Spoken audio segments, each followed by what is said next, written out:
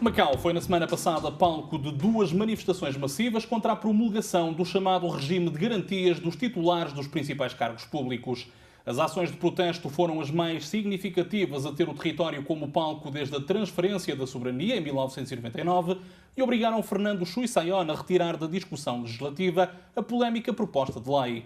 Durante a próxima meia hora vamos tentar perceber que repercussões políticas poderão vir a ter as duas manifestações em ano de eleição do chefe do Executivo. António Cachi, jurista e professor universitário, é o convidado desta semana do TDM Entrevista. Antes de mais, muito boa noite, professor. Obrigado por ter aceito este convite que lhe foi dirigido pela TDM. Dois momentos históricos separados por uma questão de dias, uma manifestação que arrastou para as ruas milhares de pessoas, muitas delas jovens, muitas delas o futuro de Macau. Depois aquele protesto sit-in na frente da Assembleia Legislativa. Algo está a mudar em Macau em relação a uma questão de consciência política? Eu acho que está a mudar, sim, algo.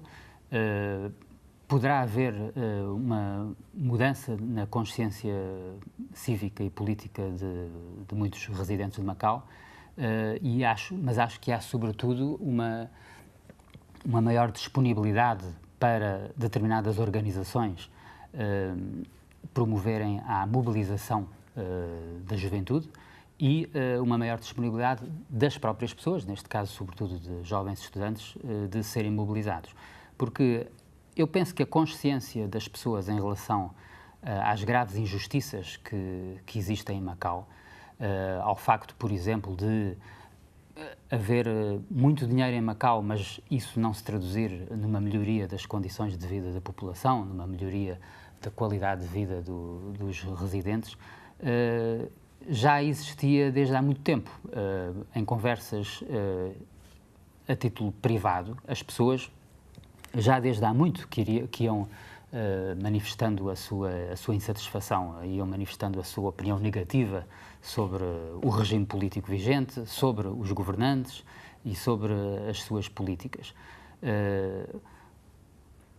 É óbvio que, em termos de mobilização, ela era fraca.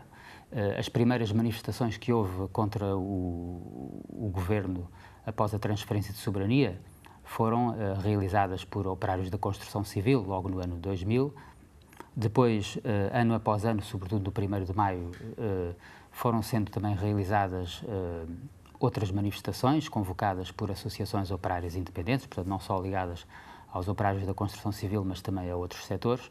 Mas, de facto, foi sobretudo a classe operária a mobilizar-se e, principalmente, no dia 1 de maio. Nessas manifestações realizadas por associações operárias, as principais reivindicações eram, como se sabe, por um lado, a limitação à importação de mão de obra. Muitas pessoas interpretavam isto como posições, como sendo ou como exprimindo posições chauvinistas. Não penso que fosse o caso.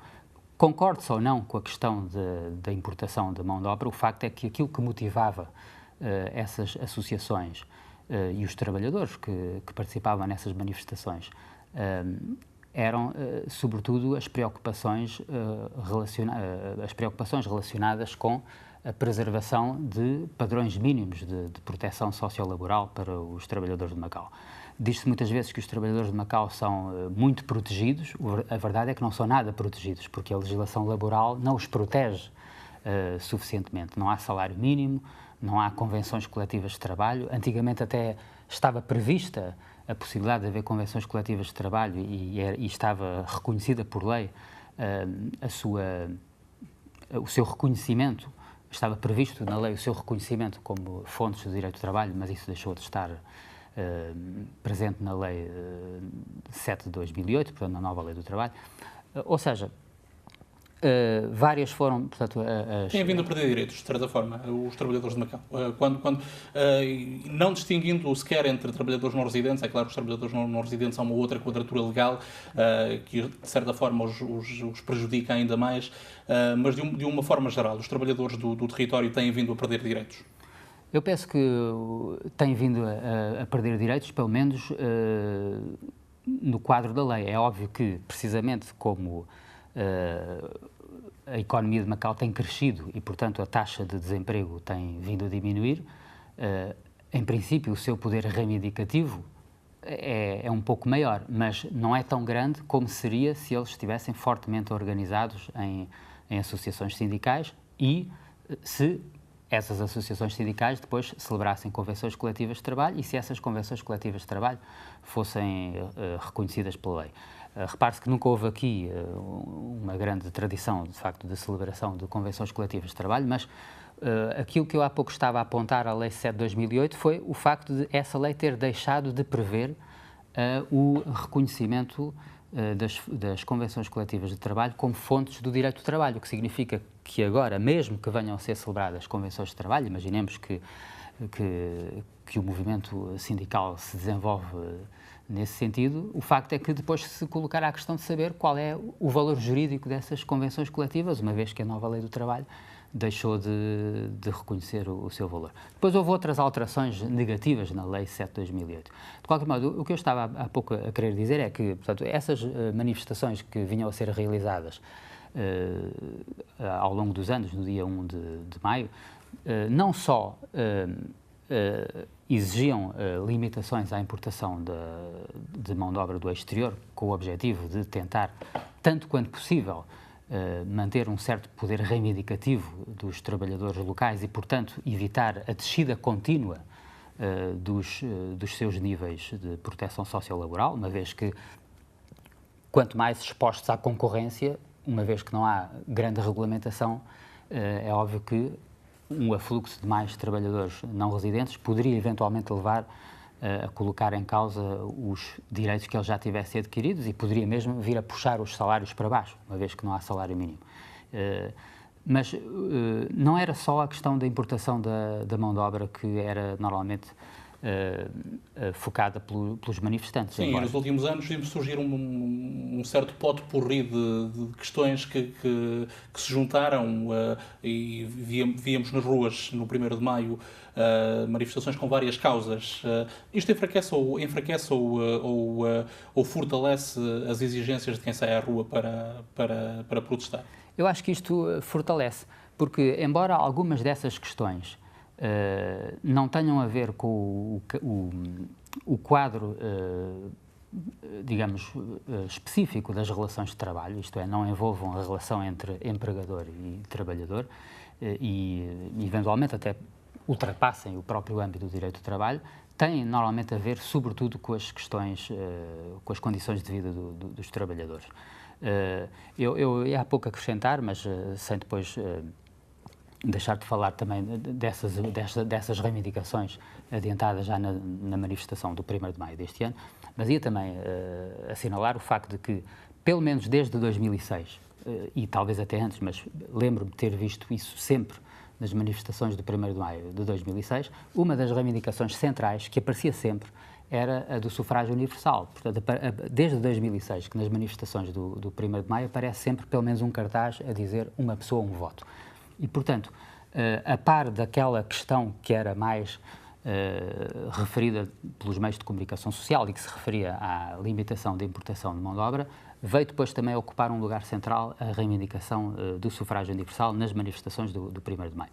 Depois começaram-se também a ouvir reivindicações relacionadas com o problema da habitação. É certo que nem sempre vêm reivindicadas medidas muito concretizadas, mas, de qualquer modo, o problema da especulação imobiliária, a necessidade de construção de habitação pública e este ano também alguns cartazes mesmo a denunciar o elevado valor das rendas de casa, têm aparecido sempre nessas manifestações. Depois surgiu também, há uns anos, aquele problema, aliás, também é um problema antigo, da reunificação familiar. O problema, portanto, dos trabalhadores que vieram há muitos anos da China continental, que, entretanto, adquiriram aqui o estatuto de residente e que não podem trazer para cá os seus filhos, porque, entretanto, eles já são maiores. Esse problema, podemos também dizer que não é um problema especificamente laboral, mas, na verdade, tem a ver, sobretudo, com os trabalhadores, porque os capitalistas não têm problemas nenhuns em trazer os seus filhos para cá e a sua família para cá. Quem tem esse problema são, de facto, os trabalhadores. E isso também é uma questão que eu diria, ao mesmo tempo, humanitária, E diria até que, tendo em conta os direitos fundamentais consagrados na lei básica e em convenções internacionais, o direito de constituir família, por exemplo, penso que isso abrangeria necessariamente o direito que as pessoas têm de trazer para cá os seus familiares mais próximos. E agora, em relação às reivindicações mais recentes, que apareceram, por exemplo, no dia 1 de maio deste ano, a questão, por exemplo, da poluição, da proibição de fumo nos casinos, tudo isso também, de uma maneira ou de outra, tem a ver com a qualidade de vida dos trabalhadores. É óbvio que no caso da poluição não é só dos trabalhadores, mas também é verdade se diga que as pessoas mais ricas têm mais possibilidade de vez em quando sair de Macau e ir gozar férias em lugares com um ar mais fresco e com, enfim, mais jardins, etc., do que as pessoas mais pobres, não é? Portanto, ao fim e ao cabo, também podemos dizer que isso tem mais a ver com os trabalhadores, mesmo que não seja uma questão que tenha uma natureza de classe tão visível, do que com os capitalistas, por exemplo. A verdade é que, apesar desse ramalhete de causas, nunca tivemos uma manifestação tão grande como aquela que saiu à rua na semana passada. Porquê é que isto aconteceu? É um tema particularmente fracturante, até porque se tivermos em conta aquilo que sucedeu nas eleições legislativas do último outono, os grupos, ou o grupo que mobilizou esta manifestação foi penalizado nas urnas. Agora vemos uma resposta contrária. Como é que se explica que tanta gente tenha dito não a este regime de garantias dos titulares dos principais cargos públicos? É uma questão fraturante. Bem, realmente é uma questão curiosa o facto de uma manifestação centrada numa medida específica ou contra uma medida específica ter conseguido reunir mais pessoas do que essas manifestações que juntavam, enfim, pessoas em torno de diferentes causas e de facto, poder-se-á questionar para o futuro se o que é que tem maior, o que é suscetível de mobilizar mais pessoas. Será uma manifestação com um objetivo muito determinado ou será uma manifestação com várias, enfim, motivada por causas diferentes. De qualquer modo, não obstante eu até poder admitir, como hipótese, que uma manifestação centrada numa causa específica seja suscetível de atrair mais pessoas, eu penso que as manifestações do 1º de Maio têm um defeito no modo como têm sido realizadas ultimamente, é que elas também estão todas divididas. Eu penso que se todos os grupos que organizam as manifestações do 1º de Maio fizessem uma manifestação unitária, saindo de um mesmo local, percorrendo um mesmo trajeto e saindo à mesma hora, evidentemente, seria possível, talvez fosse mais fácil congregar milhares de pessoas numa mesma manifestação. Cada um poderia exibir as suas reivindicações específicas. Até poderia acontecer que as pessoas filiadas ou simpatizantes em cada uma das associações ocupassem segmentos diferenciados nessa manifestação. Mas penso que seria mais fácil, até para pessoas que não pertencem a nenhuma dessas associações, se juntarem às manifestações, porque muitas vezes as pessoas não sabem a qual das manifestações se hão de juntar, porque não pertencem a nenhuma das associações organizadoras, sabem à partida que essas manifestações não terão grande dimensão porque saem a horas diferentes e de lugares diferentes, e por isso talvez estivessem mais disponíveis para se juntarem a uma manifestação se fosse uma única manifestação saindo do mesmo local e à mesma hora, mesmo que juntando diversas reivindicações. Considera que os efeitos de uma manifestação nesses trâmites seriam os mesmos que desta manifestação que teve Macau como palco na semana passada? Porque pela primeira vez temos o Governo a recuar com uma medida, o Governo a retirar uma proposta de lei da discussão legislativa. Foi uma derrota política para Fernando Juiz Aiar? Eu acho que foi uma derrota, mas ao mesmo tempo lhe deu a oportunidade de praticar uma boa ação, digamos, porque ele, evidentemente, foi uma derrota na medida em que o Governo estava fortemente empenhado na aprovação desta proposta de lei. Prova desse empenho foi o mesmo facto de eles quererem que a tramitação da proposta de lei na Assembleia fosse mais célere do que é habitual, portanto, eles queriam que aquilo fosse aprovado muito rapidamente, como aliás também já tinham feito em 2009 com a lei número 22 de 2009, que veio impor algumas limitações aos titulares dos antigos cargos do governo. Essa lei 22 de 2009, recorde-se, foi aquela que permitiu o Edmund Hall não ir a tribunal depor num processo conexo ao processo do Alman Long, e, portanto, era um diploma no qual, claramente, o Edmund Hall tinha interesse pessoal, porque parece óbvio que ele não queria ser chamado a depor, e se fosse chamado não queria ir depor, e, portanto, ele preparou, pouco antes de sair do mandato, essa proposta de lei, que também foi aprovada rapidamente, e depois, precisamente conforme estava previsto, quando o Tribunal o chamou para depor no processo, ele precisava da autorização do Alman Long, precisava da autorização do Choi e o Choi, conforme previsto, não lhe concedeu essa autorização. Temos questionado... algo muito similar nesta proposta, algo que criou também muita polémica, que é a questão da imunidade de Fernando Choi, uma imunidade que é garantida em trâmites muito pouco habituais. E nesta questão da imunidade política, há sempre o receio de imunidade se confundir com impunidade. Foi uma má proposta ou foi um mau timing da apresentação da proposta? Eu acho que foi uma péssima proposta, mas já agora gostaria só de recordar em relação à questão ali do Edmund Hall, que quando o Choi negou a autorização para o Edmund Hall ir depor no tribunal, ele foi questionado sobre a razão e ele não soube justificar. Inclusivamente, houve duas interpelações do Pereira Coutinho em relação a essa questão.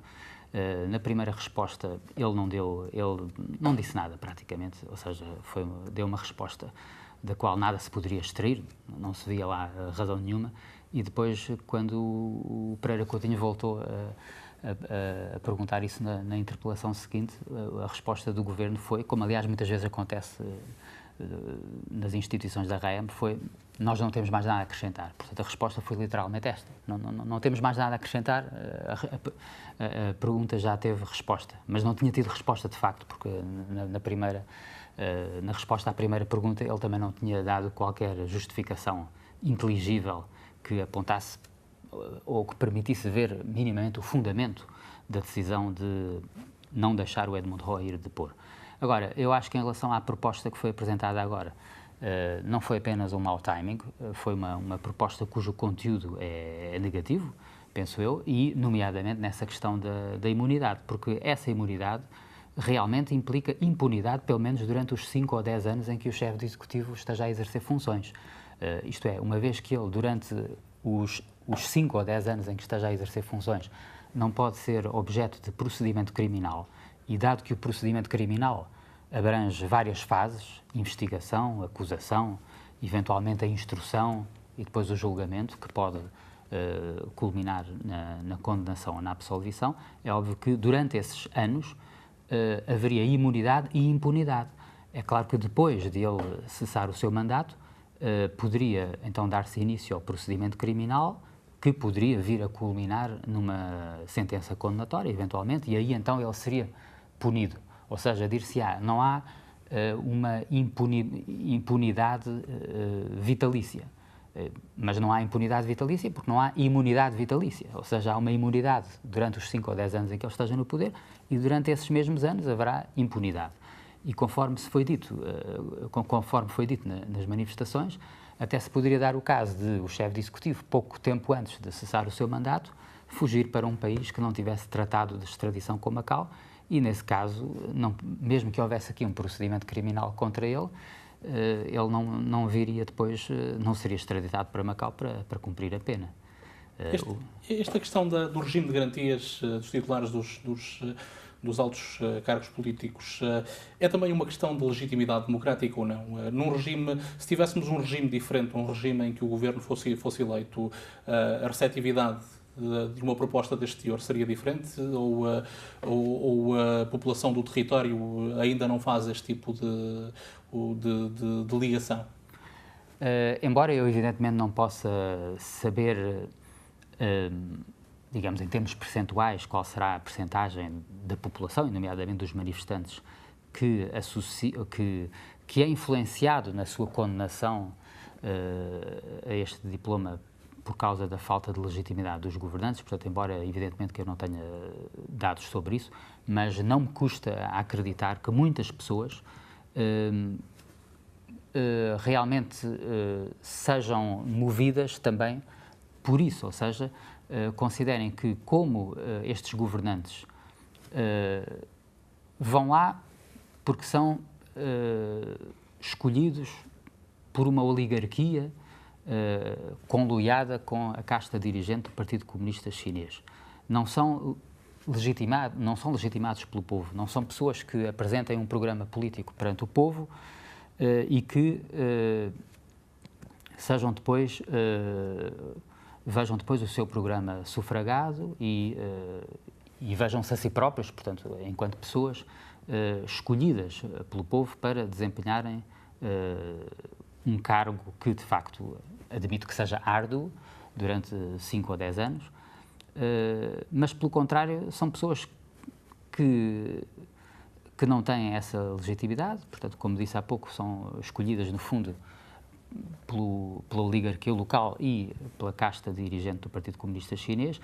Em muitos casos, não digo todos, mas em muitos casos são pessoas que vêm já elas próprias das classes mais abastadas da sociedade de Macau e que, portanto, não teriam sequer necessidade económica, talvez nem sequer do próprio vencimento enquanto estão a exercer funções, muito menos de subsídios após a cessação das funções. Portanto, eu acredito que talvez a animosidade da população em relação aos governantes, e nomeadamente em relação a esta proposta de lei, pudesse ser algo atenuada se houvesse em Macau um regime democrático e, portanto, se reconhecesse uma legitimidade a esses governantes que atualmente, claramente, não é reconhecida. Mas depois também penso que há um outro fator que contribui para esta hostilidade em relação a essa proposta, que é a própria política do governo, ou seja, não só a falta de legitimidade de título, mas aquilo que normalmente se chama a falta de legitimidade de exercício. Ou seja, eles não só não foram legitimados pelo modo como foram escolhidos, isto é, não foram legitimados do ponto de vista democrático, não é? Foram legitimados à luz do direito constitucional vigente, mas não à luz das concessões democráticas. Mas, além disso, eles nem sequer se legitimam durante o exercício do seu mandato pelo facto de estarem a governar num sentido que satisfaça as necessidades, os anseios e os interesses das amplas massas populares. Eles governam, eles próprios vêm, quase todos, ou pelo menos alguns, enfim, nomeadamente o chefe de executivo atual e o chefe de executivo anterior, vêm da oligarquia local, portanto, vêm das classes mais ricas, mais abastadas de Macau, com um elevado poder económico, vêm de classes que já antes da transferência de soberania detinham o poder económico em Macau e exerciam forte pressão sobre o governo, sobre a administração portuguesa, bloqueando algumas tímidas tentativas de reforma num ou noutro aspecto, como, por exemplo, a legislação laboral, pressionando também o governo da altura para alterações negativas na legislação, lembro, por exemplo, da questão do arrendamento. Portanto, eles já tinham uma forte influência antes da transferência de soberania. Depois, a seguir à transferência de soberania, juntaram o seu poder económico ao seu poder político e têm governado constantemente no sentido apenas da satisfação dos interesses dessas minorias, não é? Portanto, nos interesses dessa chamada burguesia patriótica de Macau, portanto, a velha oligarquia de Macau, e depois também no interesse de alguns capitalistas estrangeiros, nomeadamente americanos, que vieram ocupar aqui uma fatia do setor do jogo. Outra novidade nesta manifestação teve a ver com a presença, ainda que tímida, de alguns cartazes em língua portuguesa, ainda assim não ser muitos portugueses a protestar ou a participar nessas manifestações. Víamos alguns macaenses, o professor é um dos poucos que adere a este tipo de iniciativas. A comunidade portuguesa peca por ser demasiado observadora ou poderia ou deveria ter um maior protagonismo? Bem, eu penso que muitos dos portugueses que aqui residem são trabalhadores da administração pública e, em geral, os trabalhadores da administração pública, sejam eles portugueses ou chineses, que eu saiba, não têm estado muito presentes nas manifestações, nem nesta nem nas anteriores. Aliás, a própria ATFPM diz sempre que não participa a título institucional nas manifestações do 1º de Maio, porque os trabalhadores da administração pública correm o risco de sofrer algum tipo de retaliação no caso de se juntarem às manifestações. E, portanto, os próprios dirigentes da ATFPM, quando vão a essas manifestações, dizem que o fazem a título pessoal e a ATFPM, a título institucional, não participa e não se associa às manifestações. Uma das manifestações em que houve participação significativa de trabalhadores da administração pública, que foi uma manifestação do 1º de Maio há uns anos, aquilo que aconteceu nessa manifestação foi que vários desses trabalhadores vieram com máscara, portanto foram para as manifestações utilizando uma máscara. Ora, isto parece ser indício de que realmente há um ambiente de intimidação na administração pública. Muitos trabalhadores têm, de facto, medo de sofrer retaliações. Retaliações de que tipo? Bem, muitos estão a trabalhar com base num contrato a termo, seja um contrato individual de trabalho, seja um contrato além do quadro. E, por isso, estão constantemente em risco de não verem o seu contrato renovado.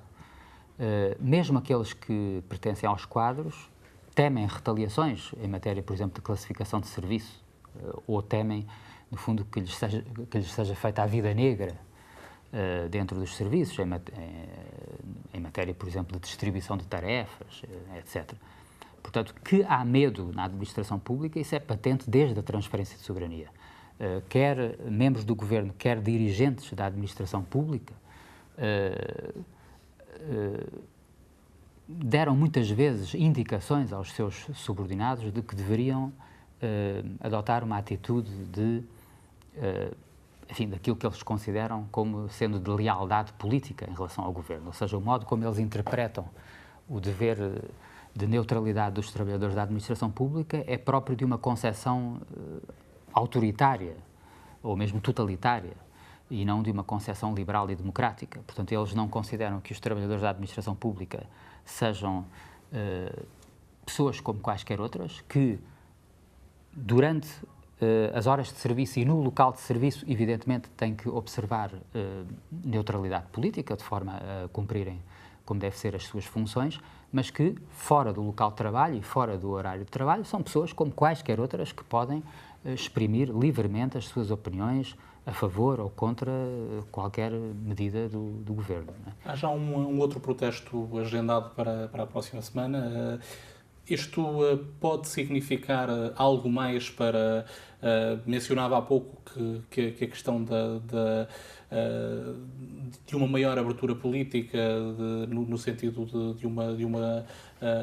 sufrágio universal e de uma maior participação democrática, sempre foi uma das preocupações presentes nos protestos de 1º de Maio. O facto de não ser apenas no 1º de Maio, no 1º de Outubro, que se protesta em Macau e, pelos vistos, o Fernando Chissaion corre o risco deste último semestre de mandato ser complicado em termos políticos. Isto pode ser um bom sinal nesse sentido, em termos de evolução política de Macau? Eu acho que sim. Conforme tinha dito há pouco, durante vários anos, essa reivindicação do sufrágio universal, embora no plano das organizações políticas fosse normalmente avançada pela Associação do Novo Macau Democrático, depois nas manifestações era sobretudo uma reivindicação das associações operárias. mesmo este ano, na manifestação do 1º de Maio, conforme se viu, a Associação Consciência de Macau deliberadamente resolveu deixar de fora a reivindicação do sufrágio universal. Aliás, houve representantes dessa associação que explicaram mesmo na televisão que tinham deixado de fora essa reivindicação porque consideravam que ela não fazia parte das preocupações centrais da população de Macau, e nomeadamente da juventude de Macau.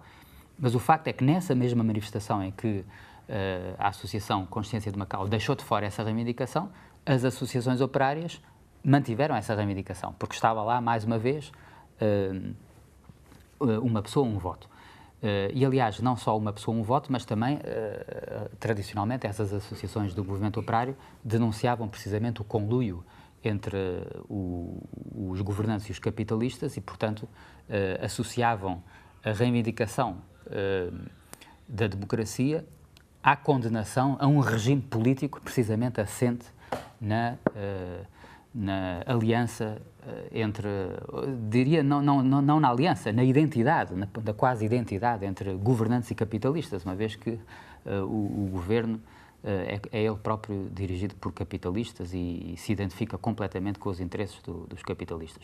E, portanto, provavelmente, depois destas manifestações do dia 25 e 27 de maio, essa associação de Consciência de Macau reconsiderou aquilo que tinha dito no dia 1 de maio, ou seja, pelos vistos chegou à conclusão de que a questão do regime político não está assim tão afastada quanto ela julgava das preocupações centrais da juventude. Porque estas manifestações do dia 25 e do dia 27 de maio mostraram a profunda hostilidade da juventude, não apenas em relação àquela proposta de lei, mas ao próprio governo, às suas políticas e, eventualmente, pode-se também supor ao próprio regime político. E tanto assim foi que depois, no dia 27 de maio, portanto, na segunda dessas duas manifestações, as próprias entidades organizadoras da manifestação puseram ali um grande cartaz naquela parte traseira que servia mais ou menos de palco naquela manifestação, um grande cartaz em que se dizia lá: a democracia é um ideal comum de Macau. Subentenda-se, é um ideal comum da população de Macau, não dos governantes, certamente. Portanto, já nessa manifestação de dia 27 de maio, se estava a fazer uma ligação entre a principal reivindicação que mobilizava os jovens, que era a retirada daquela proposta de lei, e uma outra reivindicação mais ampla, que é a própria democratização do regime político de Macau. E por isso não espanta que agora, aproveitando a pedalada destas manifestações, se avance já para a reivindicação do sufrágio universal e, do meu ponto de vista, deve-se reivindicar que a eleição do chefe do Executivo por sufrágio universal se faça já este ano, portanto, sem esperar sequer por 2019. Ou seja, acredita nessa possibilidade, tendo em conta que a máquina já está a ser montada para que o chefe do Executivo continue a ser eleito por alguns escolhidos? É óbvio que, em termos de probabilidade, diremos que não é muito elevada. Agora, impossível não me parece que seja, porque tudo depende da mobilização das massas e do receio que essa mobilização das massas incuta, quer no governo local, quer no governo central. Se a mobilização for tão ampla que faça estremecer a oligarquia local e a casta dirigente do Partido Comunista Chinês, ao ponto de eles considerarem que mais vale fazer esta cedência, que evidentemente é uma cedência grande, mas que ainda assim não significa, não significa a ruína imediata da própria oligarquia. É óbvio que é um grande golpe ela perder o monopólio do poder político, mas não significa que ela perca imediatamente todo o poder económico que tem, porque isso depois dependerá naturalmente das próprias opções que as pessoas venham a fazer quando tiverem a possibilidade de eleger por sufrágio direto o chefe de executivo e a totalidade dos deputados da Assembleia Legislativa e, portanto, talvez eles cheguem à conclusão de que mais vale ceder do que continuar a teimar. Até pode ser que eles cheguem à conclusão, mas isto aqui é uma mera hipótese, até pode ser que eles cheguem à conclusão de que não é má ideia fazer aqui uma experiência em Macau, ver como é que funciona um sistema mais democrático, para depois também prepararem o caminho em Hong Kong. Estamos quase no fim do nosso tempo, mas eu gostava de aproveitar esta vinda do professor António Cates ao TDM Entrevista para lhe perguntar muito rapidamente sobre uma outra questão. Tivemos recentemente eleições europeias que acabaram por designar, de certa forma, um ascendente das correntes eurocéticas e das correntes de extrema-direita na Europa. A União Europeia sai fortalecida ou sai fragilizada deste ato eleitoral? Eu acho que a União Europeia sai fortemente fragilizada. Os resultados destas eleições vêm confirmar o profundo descontentamento dos povos da Europa em relação às políticas que têm vindo a ser seguidas nos países da União Europeia e que são ditadas, antes de mais, pelos próprios órgãos da União Europeia e que depois são seguidas fielmente pelos governos nacionais às ordens da União Europeia. Esse descontentamento teve diversas expressões. Não foi só o voto, em alguns países, em organizações políticas de extrema-direita, mas foi também através da abstenção, de uma abstenção massiva, e, em alguns países também, através do voto em algumas organizações de esquerda mais críticas da União Europeia. Em relação à abstenção, que eu penso que foi de facto a principal forma de expressão dessa rejeição e dessa oposição, ela atingiu, por exemplo, na Eslováquia, 87%. Atingiu, em alguns outros países da Europa de Leste, aliás, na generalidade dos países da Europa de Leste, percentagens superiores a 70%. E os países da Europa de Leste eram aqueles que, são aqueles que aderiram há menos tempo à União Europeia e, no entanto, o descontentamento já é tão grande. São países onde houve uma política massiva de desindustrialização, de encerramento de empresas a mando da União Europeia, com fortes consequências ao nível do emprego. E mesmo nos países da Europa Ocidental, a taxa de abstenção também foi elevadíssima. Por exemplo, em Portugal, se nós somarmos a taxa de abstenção, os votos nulos e os votos em branco, atingimos um número de 73%. E, portanto, significa que só 27% dos eleitores recenseados é que exprimiram um voto válido. E, indo a um outro país, a França, que foi precisamente aquele onde o resultado da extrema-direita fez estremecer os defensores mais empedernidos da União Europeia, na verdade, na França, a percentagem de votos validamente expressos em relação ao total de recenseados foi de aproximadamente 60%. A extrema-direita, portanto a Frente Nacional, conseguiu 25%, mas 25% de 40%, ou seja, conseguiu apenas o voto de 10% dos eleitores. Portanto, não conseguiu o voto de 25% dos eleitores, mas apenas de 10% dos eleitores. O que é que aconteceu aí na França?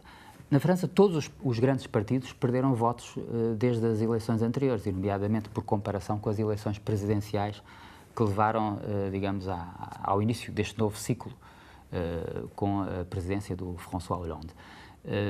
Desde 2012 até agora, o Partido Socialista perdeu 8 milhões de votos, o MP perdeu 6 milhões de votos, a Frente Esquerda perdeu quase 3 milhões de votos e a Frente Nacional perdeu quase 2 milhões de votos. Portanto, quase todos os partidos, todos esses grandes partidos perderam votos. Porquê que a extrema-direita saiu reforçada nestas eleições? Reforçada aparentemente, isto é, em termos de percentagem do número de votos validamente expressos. Apenas por uma razão, é que perdeu menos votos do que os outros. Isto é, o Partido Socialista naturalmente foi o mais penalizado porque é ele que dirige a coligação governamental. O MP está fortemente fragilizado, nomeadamente pelos seus escândalos internos de corrupção. Ainda agora a sua direção se demitiu coletivamente. A própria Frente de Esquerda, por ser considerada um apoiante crítico do governo, embora não esteja agora não esteja na coligação, mas dá apoio parlamentar, portanto também é considerada cúmplice das políticas do governo. E a Frente Nacional, como se coloca digamos, aparentemente em oposição às políticas do governo, apesar de, na verdade, também apoiar muitas das suas medidas mais reacionárias, perdeu menos votos, mas também perdeu, mesmo assim perdeu 1.700.000 votos em relação às presidenciais de 2012. Portanto, também está a perder, isto é, não está a ganhar apoios, mas está a perder. Agora, mesmo assim, porquê que a Frente Nacional terá perdido menos votos? Bem, não só por se opor, aparentemente, às políticas do governo, mas porque adotou também um discurso que até vai buscar chavões e slogans à esquerda, ou à extrema-esquerda, nomeadamente falando da soberania popular e dizendo que os interesses dos mercados financeiros são contraditórios com os interesses do povo francês, e opondo-se ao euro, dizendo que o euro foi concebido pela Alemanha nos interesses da Alemanha.